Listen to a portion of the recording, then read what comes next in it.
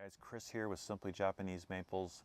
We're gonna do a very short lesson today on your tree physiology. I'll explain.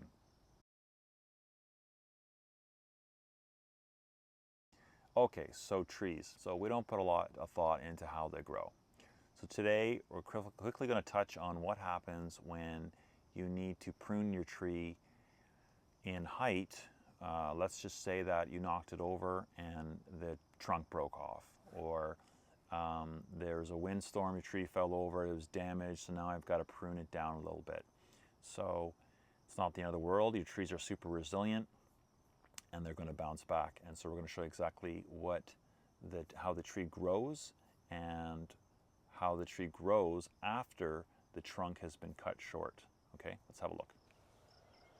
Okay, so here's a Sawa Chidori, and basically if we're looking at this tree here, here's the tree trunk.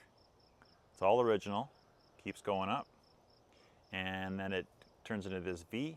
Essentially those were two buds that became branches, but this is your main leader. This is the original trunk of the tree, and this would be kind of considered the leader up top here, these two branches. Sometimes in the case of some trees, you might only have one branch that is the main leader, sometimes two, sometimes three. So what happens if this gets cut off? All right, let's take a look here. Okay, here's Acer japonicum and its pumpkin. Now the original tree leader, the leader is the main trunk. The original tree leader has been cut off, okay? Doesn't matter what the reason is, it's been cut off. So now what happens is that the closest branches are going to try and do the job of becoming the new trunk, okay? So the new leader. Now, one or both might try to do that. They're basically competing against each other, but that's how it goes. And so, yeah, so basically these branches will start really ascending upwards and trying to take over, like as I said, as the leader of this tree. So if we're to look at this tree, there's a marked difference between this branch coming out here, which is completely horizontal, and the two branches above it, which are now the ones at the top, and those are rising steeply at a 45 or 50 degree angle. So it's not a coincidence. They're basically reaching for the sky, and this is what trees do.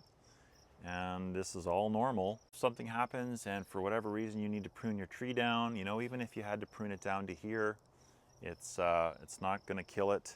You're going to have a new leader trying to take over. One of these branches could be one, could be two, there could be three branches here, there could be four branches here, and it could be all of them are trying to take over.